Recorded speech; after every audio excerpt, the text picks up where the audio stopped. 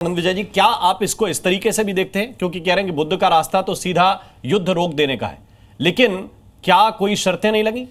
क्या फिलिस्तीन के साथ वो संबंध और हमास का अचानक एग्रेसिव हो जाना, जब हमास वहां पे चीजों को कंट्रोल कर रहा है, हमास ने ही हमला पहला इजराइल के ऊपर बड़ा किया, तो क्या हमास के साथ वही संबंध रखें जो फिलिस्तीन की सरकार के साथ रखते थे?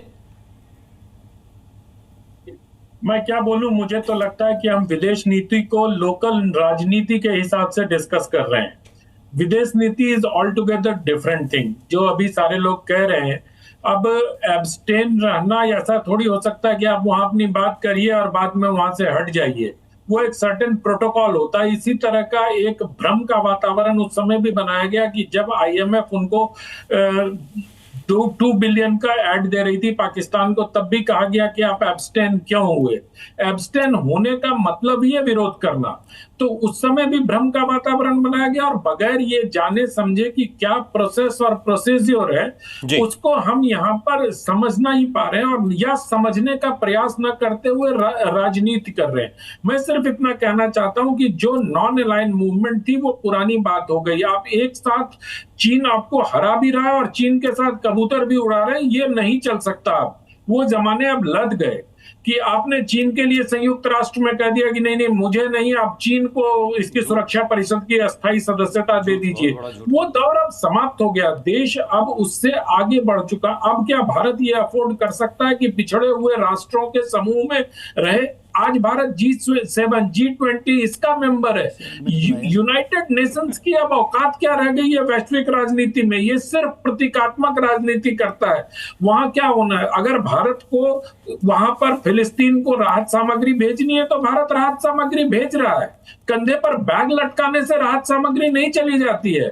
मैं सिर्फ इतना कहना चाहता हूं कि विदेश नीति को, रुक जाइए अजय जी, रुक जाइए, उंगली उठा लिया, देख लिया आपको, आप बोल लीजिएगा, मुझे मालूम है कि आप बोलेंगे।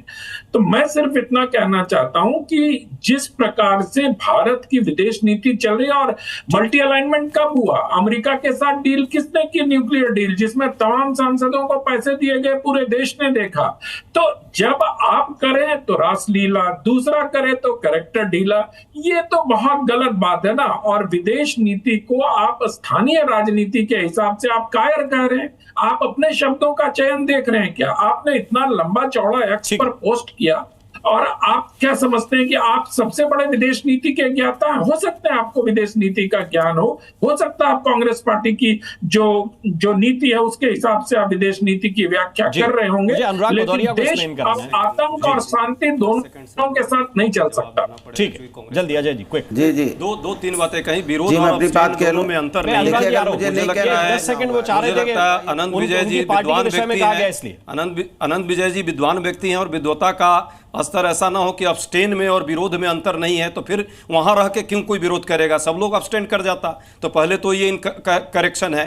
दूसरी बात, जिस तरह आप कह रहे हैं लगातार कि भाई इजराइल के तरफ और फिलिस्तीन के तरफ हमने फिलिस्तीन को सपोर्ट किया, तो विदेश नीति की निरंतरता होती है। नॉन अलाइनमेंट अब अनुराग भदौरिया जी के पास में जाना चाहिए। G7 की बात कर रहे हैं, G7 को भी सबने देख लिया कि आपको कितना तवज्जो दे रहा है। और यूनाइटेड नेशन की आपने बात की, तो यूनाइटेड नेशन में जब अब्सटेन आप कर रहे हैं पाकिस्तान के सहयोग पर आईएमएफ में, चाहे बाकी जगह, उसके बाद भी आप समझ रहे हैं कि हम विदेश नीति के पताका जला रहे हैं। मुझे लगता है इससे ज्यादा दुर्भाग्यपूर्ण कुछ नहीं है। विदेश नीति देश की नीति होती है, सबको पता है, और देश की नीति पर एक तारतम्यता भी होती है और निरंतरता भी होती है। आपका पॉइंट आ गया।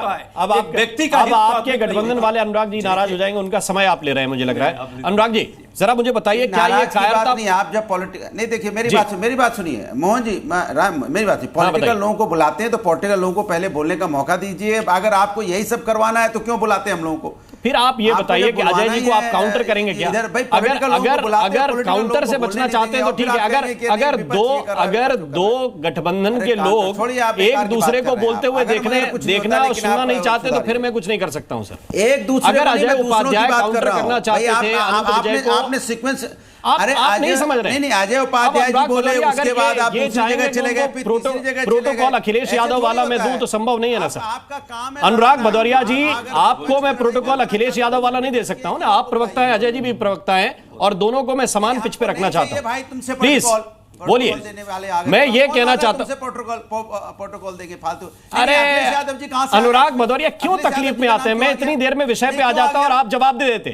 तकलीफ यह है कि आप इतने वरिष्ठता के पैमाने सेट करके आते हैं, इतना दिमाग में वरिष्ठता के पैमाने सेट हो गए कि एक वरिष्ठ पत्रकार आपसे पहले बोल लिए तो आपको तकलीफ हो गई।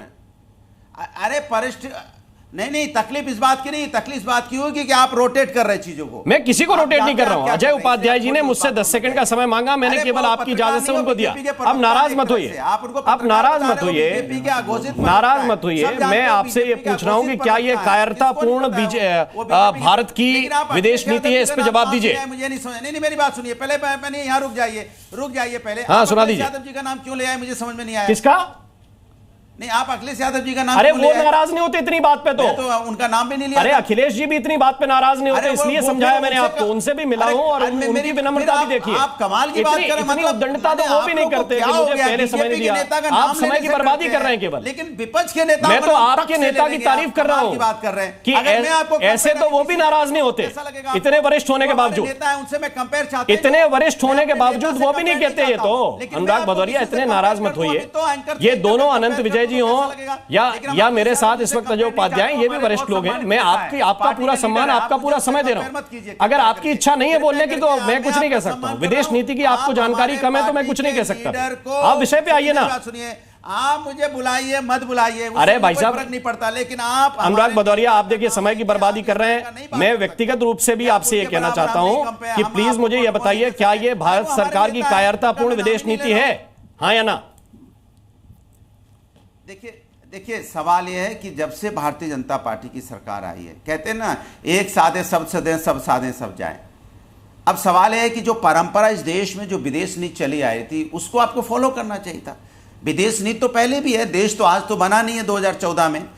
भाई कुछ लोग बीजेपी के नेता कहते हैं कि, एक आध कहते हैं कि 2014 में देश आज़ाद हुआ, लेकिन आज़ाद तो 1947 में हुआ है ना। तो 1947 से हमारी एक विदेश नीति है ना, हमारे एक नीतियों की परंपरा जो थी हमारी, उस परंपरा का निर्वाह करते हुए आपको आगे बढ़ना चाहिए था जी। लेकिन उस परंपरा का तो आपने निर्वाह नहीं किया। तो क्या हुआ, आप सबको साधने चले गए, अमेरिका के यहाँ चले गए, आप इधर भी चले गए। ना अमेरिका आपके साथ है, ना रसिया आपके साथ है, ना चाइना तो हमारे साथ पहले कभी नहीं था। हमारे पड़ोसी मुल्क तो वैसे भी हमारा पाकिस्तान से झगड़ा रहता ही है। अब आपने पूरे हमारे साथ कोई इस तरह इतना अभी हमारा वार हुआ पाकिस्तान के साथ, किसने? भाई चाइना तो पाकिस्तान का सपोर्ट कर रहा है, रसिया तो वहाँ पे $2.6 अरब का वहाँ कराची में स्टील प्लांट लगा रहा है, IMF उनको लोन दे रहा है। तो अब मैं आपसे पूछना चाहता हूं कि भाई आप हमारे साथ भी तो किसी को खड़ा होना चाहिए था ना। इसके मत कहीं ना कहीं हमारी नीति, और आज दिन ट्रंप साहब तो बोल ही देते हैं कि भाई हमने सीज फायर करा है, जब देखो तब सुबह उठ के एक बार बोल ही देते हैं कि भाई उन्होंने पाकिस्तान को हम इंडिया के बराबर ला के खड़ा कर दिया। यही तो किया ना। और हमारे लोगों को किस तरह से भेजते हैं, हथकड़ी लगा के, बेड़िया लगा के भेजने लगे। नई परंपरा शुरू कर दी अमेरिकन ने, हमारे अपने हिंदुस्तानी को हथकड़ी बेड़िया लगा के भेजने लगे। इसके पहले कभी आते थे क्या? मैं पूछना चाहता हूं। तो विदेश नीति पे सवाल तो उठेगा ना कि हमारे साथ कौन देश है, जब हम मुसीबत होते हैं तो कौन है देश जो मेरे साथ खड़ा हो रहा है। वो रिश्ते तो हमें मजबूत बनाने चाहिए ना, वो बाद में देखा जाएगा। ये सब जानते हैं जो युद्ध अपने आप में एक मसला है, वो किसी मसले का क्या समाधान करेगा? युद्ध तो कोई समाधान कर नहीं सकता। लेकिन मेरी विदेश नीति तो मजबूत होनी चाहिए कि जब हम किसी से युद्ध हो या कोई बात हो तो हमारे जो फॉरेन पॉलिसी इतनी मजबूत हो कि देश हमारे साथ खड़े हो जाए। तो हम बीजेपी के पत्रकार महोदय जो घोषित प्रवक्ता हैं, वो नाम बता दें कौन देश हमारे साथ खड़ा है। नाम बताए ना, इतनी कहानी बता गए लंबी चौड़ी, आप कहेंगे वो पत्रकार हैं, वो बीजेपी के प्रवक्ता हैं। वो कब विपक्ष की तरफ से बात करते हैं, हमेशा बीजेपी की सपोर्ट में बात करते हो। तो बता दें कि कौन सी देश हमारे साथ खड़ा है आज की डेट में। जी न्यूज़।